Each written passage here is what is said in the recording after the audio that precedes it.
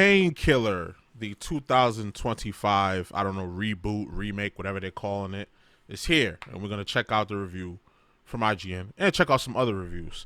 So before I start this video, I just want to mention another video I came out with about this game, and I called it a Doom clone.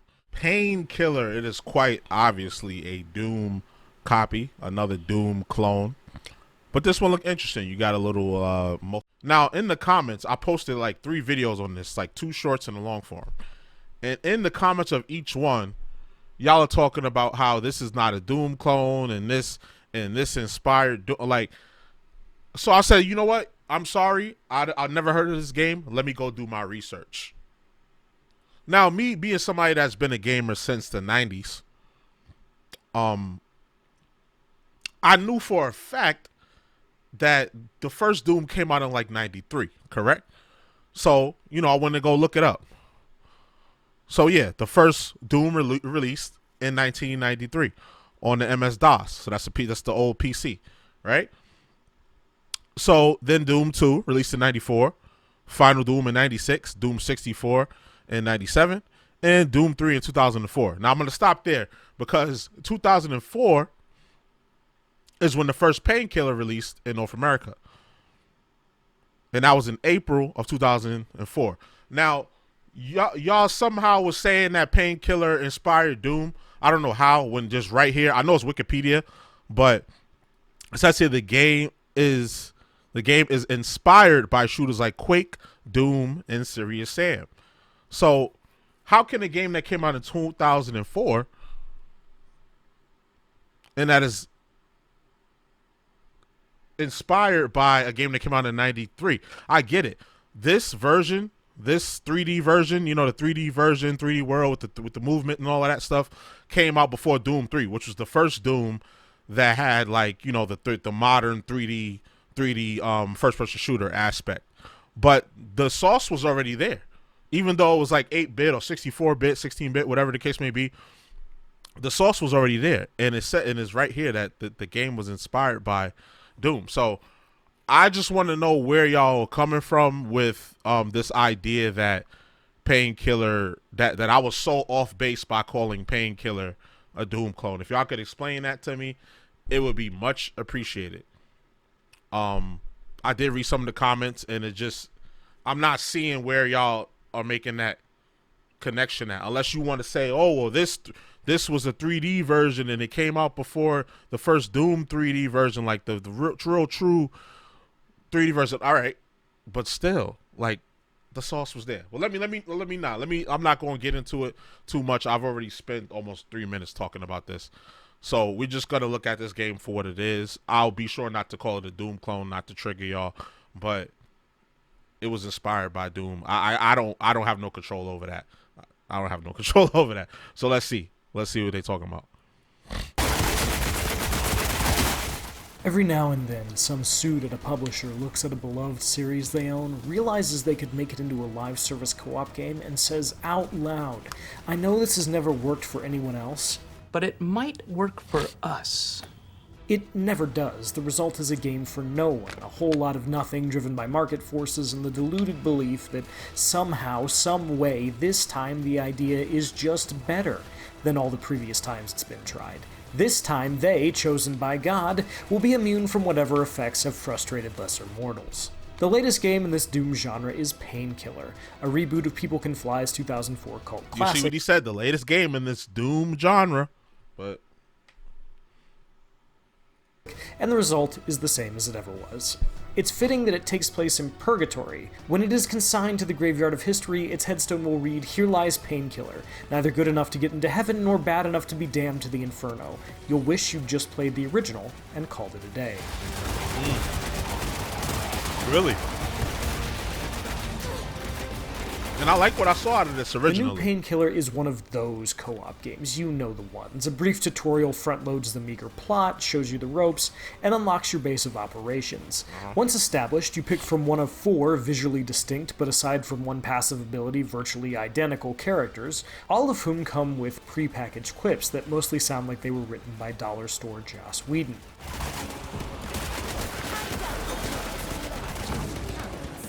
After selecting your weapons and loadout, you choose one of several missions where you go to a place and kill a lot of bad guys, then return to your base with the spoils, upgrade your stuff, and do it all again. You have seen all of this before, and I'm already bored describing it.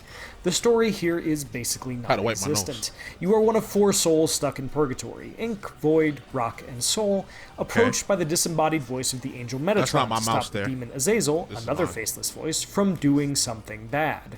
Go on mission, go home, spend spoils, repeat. To Painkiller's infinite credit, there is no paid currency or battle pass here. Just a season pass with skins and the like, but the loop never varies. That really doesn't sound like Painkiller, you might say, if you played the original. And you're right, because it isn't like Painkiller at all. If you squint, you can see the inspirations. There are tarot cards, though you win a selection of them by spending gold in the tarot lottery because everything is gambling now, and equip them before missions for bonuses like plus 50 health and 30% more damage. Once the mission is over, your tarot cards are used up, and you either have to spend more gold in the lottery or ancient souls, which you earn during missions, to restore the ones you previously used. You can also use these currencies to buy and upgrade weapons, and you generally won't have enough to do both early on. Speaking of, much of the original game's iconic arsenal has been resurrected here, like the stake gun, the electro driver, complete with their amusing alt-fires. However, the titular Painkiller, which you always have, is now doing its best impression of Doom Eternal's chainsaw, there to get you more ammo when your other guns run out. I love it. I like this weapon. This weapon is kind of cool. Levels will lock you into large, usually circular or rectangular spaces, and make you kill a lot of enemies. The similarities end there. This is not a Painkiller game. It is Warhammer 40,000 Darktide, wearing a Painkiller's skin suit and hoping nobody cares enough to notice. That's wild. That's crazy. Painkiller looks good, but its problems really come down to mission design. Environments feel samey even when they look different, and each of the 3 acts, which are 3 levels apiece, finds a single gameplay idea and never lets go of it. Your progress will be stopped by something, and the only way through will be doing that act's mechanic. In the first, that means filling barrels with blood by killing enemies near them, and then slotting those into the proper place. In the second, you'll need to find and use soul containers to power things. In the third, you'll have to stand on ritual markers to activate dream catchers. Occasionally, Painkiller will mix it up a bit. I actually liked the spots where my team had to use the soul containers to power a large cart we had to escort, but moments like that are rare. Mostly you do the same things over and over again, moving through the environments, you see that in every hero shooter, finding hidden chests, picking up consumables, and then getting locked into a combat arena. Even the combat isn't as satisfying as it should be. Most enemies are cohorts, harmless by themselves, but potentially dangerous in large numbers, and they always come in large numbers. As they should, as they should. There are also larger, more dangerous demons you can stagger by pouring on alt fires, and the end-of-act Nephilim, who serve as bosses. None of these are all that engaging aside from the Nephilim, and while there are several kinds of cohorts and a handful of demons, none of them are visually striking or batshit insane as the original Rogues Gallery. There are no psycho nuns or hell bikers or evil samurai or freaks. No, this is Purgatory by way of a heavy metal album cover generated by AI. If you're going to do Painkiller, why you violating? It needs to look like Painkiller. You know? Why are you violating? So he's saying this is just like a cash grab, a nostalgia grab for people who like the original Painkiller. I get that, because a lot of companies are doing that.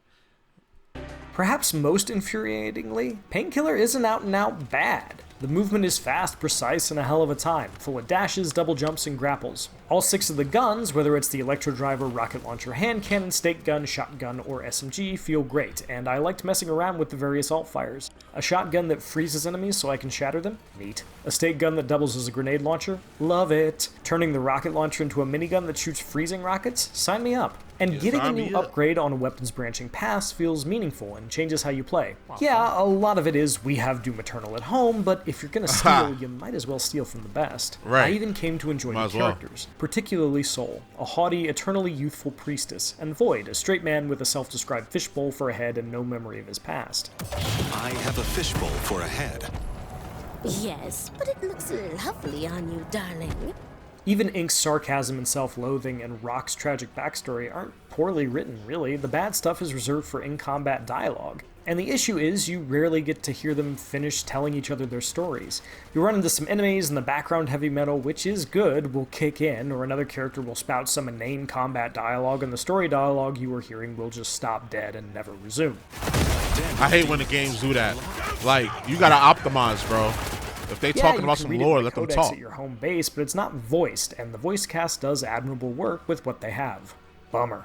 The boss fights against the Nephilim are pretty good too. They're not groundbreaking, but they're engaging to play, and they look cool, whether it's a massive blood rat, a big statue hiding a secret, or a literal dragon. These are the best parts of the roughly 4 or so hours it takes to play straight through Painkiller's raid mode campaign, and a nice change of pace from the "we're not locked in here with you, you're locked in here with us" standard encounters. It's called camaraderie. Painkiller is so- designed as a 3-player co-op game, but if you're short of friends or nobody's around online, the bots are pretty good and respond well to player commands. Right here! Copy that. Ordering them to stand on a switch to open Hold a on. secret area is less My fault. A certain alarm went off. Ordering them to stand on a switch to open a secret area is less intuitive than one of your co-op partners seeing the switch and just doing it, but it works, and I didn't mind playing with bots when no one else was on. Disappointment still manages to creep in, though. I figured Painkiller's blink and you'll miss it plot was setting us up for a showdown with Azazel when we finished all 9 levels, but nope. You just get access to his empty tomb where his voice gives you a chance to work for him. Your character naturally declines and he pivots to this comically blunt offer instead. So why don't you bump up the difficulty? Give yourself a challenge! Sure, Azazel, why not? I'm already having so much fun. There is also a roguelike mode to try out. Unlike the raid levels, there's a lot more variety, and you can take your rewards back with you. You might navigate a platforming segment between fights that hurts you for as long as you're in it, or have to bring soul canisters up to the top of a ziggurat. Even the "we're gonna lock you into a combat arena until either everything else is dead or all of you are" bits are more fun here just because you haven't seen these environments before, and the randomized nature of your weapons, alt-fires, and tarot cards feels more natural. It's like this is what the Painkiller reboot was supposed to be before someone decided it should have a campaign, too. Unfortunately, during my first roguelike run, my game crashed. Talk about being damned. Talk about being damned. Painkiller is a frustrating game.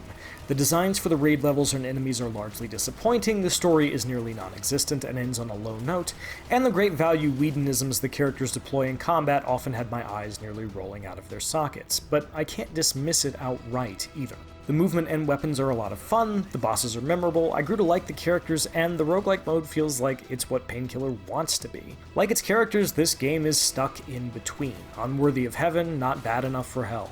I can't imagine who this is for, because it's not for Painkiller fans, and even as a co-op game, it's held back by obvious limitations. It's a game about nothing for no one, a mediocre resurrection of a classic trying to put a new cover on an old book and hoping it still has some relevance 21 years later. Ooh, a 5. Yeah, Ooh. Purgatory sounds about right. He did not like this For game. more, check out our reviews of Full Metal Schoolgirl or The Outer Worlds 2, and for everything else in the world of video games, keep it here at IGN. He did not like this game at all. So hold on, let me run it back. Do what I do real quick. So Painkiller, according to our good friends at IGN, so 5 out of 10. They just cited a very overall bland game that has nothing to do with the original, like you see here.